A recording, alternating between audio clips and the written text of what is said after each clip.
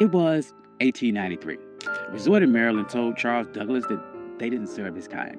They thought by denying him a meal, they were putting him in his place. But he didn't argue. He didn't march. He walked down the beach, found the property line, and bought 40 acres right next door. He didn't ask for a seat at the table. He bought the ground the table was sitting on.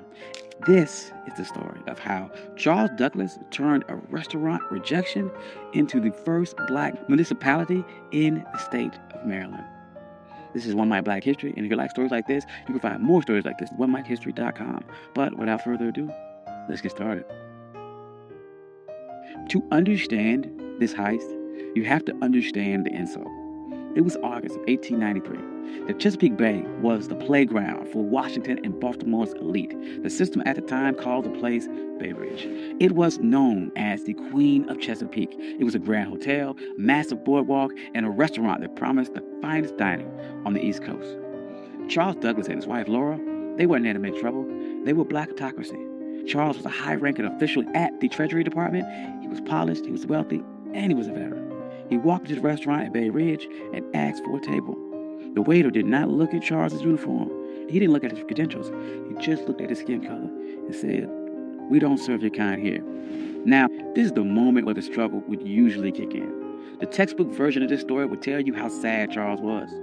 It would talk about the pain of segregation.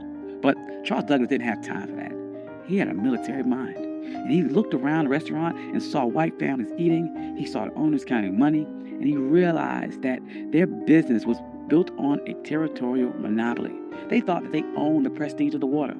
They thought by banning him, they were keeping the luxury for themselves. Charles walked out of that restaurant, but he did not leave the area. He walked down the beach, he crossed the property line, and he stood on the dirt right next to the people that insulted him. He was looking at a 40-acre tract known as Bashir's Farm. It was rugged, overgrown patch of coastline. To the owners of Bay Ridge, it was a waste of space. To the system, it was unimproved land. But to the Colonel, it was the high ground.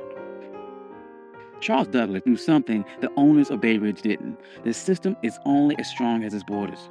Bay Ridge was a fortress of whiteness, but the walls ended at the property line. If Charles could control the land right next to them, he didn't need their permission to exist. He could create a parallel world that Jim Crow laws of public accommodations could not touch. See, in 1893, separate but equal wasn't even legal doctrine yet. That would not happen for another 3 years with Plessy versus Ferguson. But the private property doctrine was already ironclad. The law of the land said that a man could do whatever he wanted with the dirt that he owned. Charles realized that public space was a trap. If you relied on the public to treat you fairly, you were a beggar. But if you owned the private, you were sovereign. So he went to the owner of the 40-acre farm, a man by the name of Daniel Bashirs. He didn't ask for a favor. He brought money. He offered him $5,000 cash. In 1893, that was an astronomical sum. It was roughly the equivalent of about $175,000 in today's money. But the strategic value was worth millions. Bashirs took the money. He signed the deed. And on that day, the Queen of Chesapeake lost its monopoly.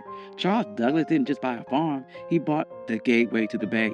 He went to the restaurant owners who refused him a sandwich, and he didn't say a word. He just started building. And the first thing Charles did wasn't build a resort for the masses. He built a fortress for his legacy. He built a home for his father, Frederick Douglass. He called it the Twin Oaks. But he didn't just build it anywhere. He positioned the home with military precision. Frederick Douglass had been enslaved on the eastern shore of Maryland. He looked across these same waters as a boy, dreaming of a world where he wasn't property. So Charles Douglas designed Twin Oaks so his father could sit on that property and look directly across the Chesapeake at the very shore where he was once owned. This was psychological warfare. It was a message to the system that if you didn't lose a slave, you lost the entire coastline. Frederick Douglass never got to spend a full summer there because he died in 1895, but the receipt was still filled. The Douglass name was now etched into the land in the deeds of Maryland. But Charles was not done. He knew that one house was an anomaly, but an entire empire is a network. So he began subdividing the land, and he didn't sell it to just anyone. He targeted the sovereign class. He sold lots to black doctors, black lawyers, black engineers, black poets in D.C. and Baltimore. He created a neighborhood where the white-only signs of Bay Ridge were relevant. By the turn of the century, Highland Beach wasn't just a place to swim. It was a black think tank. Paul Robeson was there. Langston Hughes was there. W.E.B. Du Bois was there. They weren't protesting segregation. They ignored it. They built their own hotels. They built their own pier. They built a community center. They built a closed economy where black money stayed in black pockets and black dignity was the default setting. Now, there's no way the system sat back and watched this happen. The owners of the white resorts nearby were furious. They saw the private property loophole working against them, and they realized that they had lost control of their territory. So they tried to use paper weapons. First, they tried to use vagrancy laws. They sent the police to harass people walking between the train station and Highland Beach. They wanted to make the journey so uncomfortable that the residents would give up. That didn't work. Highland Beach residents started their own shuttle service. They controlled the logistics. Then the white resort owners tried to use a legal glitch. They realized that Highland Beach was technically a part of an unincorporated area. They thought they could use local zoning boards to condemn the land or pass an ordinance that would tax the Douglass family into bankruptcy. They tried to treat Highland Beach like a nuisance. But the residents of Highland Beach were some of the smartest people in the state. They knew that in America, the ultimate hack for land was municipal status. In 1922, they executed their final move of the heist. They petitioned the state of Maryland to become an unincorporated town. They didn't want to be a neighborhood. They wanted to be government. And they won. Highland Beach became the first black municipality in the history of Maryland. Think about the payoff here. Because they were a town, they had their own mayor, they had their own police department, and they had their own zoning board. When the white resort owners tried to pass laws against them, the people of Highland Beach just passed their own laws to cancel them out. They weren't marching and asking for civil rights. They were exercising their statutory power. By the 40s and 50s, Highland Beach was the summer Apollo. While white Maryland was obsessed with keeping its beaches segregated, Highland Beach was outproducing them culture and social capital. But the winds, they are changing, and the system shifted its strategy. In 1964, the Civil Rights Act passed and the public accommodations were integrated. On paper, this was a victory. But in a world of real estate and sovereignty, it was a Trojan horse. The system realized it could not keep black people out of the water anymore, so it decided to make the land too expensive to keep. This is the new Jim Crow. As white developers realized that coastal property was the ultimate asset, they began using tax assessment and eminent domain and environmental regulations to squeeze black families off their land. In places like Hilton Head and Bruce's Beach in California, the system succeeded. They stole land back using the laws that were supposed to protect landowners. But look at Highland Beach today. It's still there. It survived the rise of developers. It survives the collapse of other resorts. It survives because Charles Douglass didn't build a charity. He built a closed-loop system. The residents of Highland Beach understood that the land wasn't just for lounging. It was for continuity.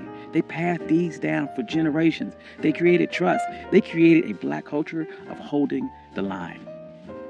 During the Civil Rights Movement, we get caught up about the seat of the lunch counter. But Charles Douglass reminds us that the lunch counter is just a piece of furniture, and that if someone owns the building, they can always find a reason to move the chair or keep you out. The true power is owning the blueprints. Charles Douglass was told his money wasn't good enough for a meal, and he didn't waste a second trying to change that with his mind. He used that energy to change the map. He proved that when the system closes the door, you can't keep knocking till your fists are bloody.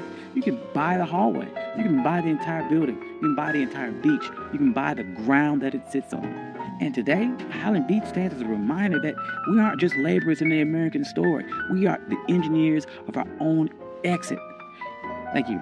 This is One Mike Black History. I'm your host, Country Boy. If you like stories like this, you can find more stories like this at onemikehistory.com. Hope you enjoyed this. This is something different. I enjoyed this a lot. Trying to do, once again, more stories about agency, about pattern interrupts, people overcome, and how they took a system that was designed to keep you back and beat it and overcame or outsmarted that system. Hope you enjoyed that. I'd like to thank all my day ones. You guys are amazing. Thank you guys all for coming out. Financial contributors. Oh, yes. And if you don't see your name here, please reach out to me. I'll add your name. I'm sorry. I love you all. Peace.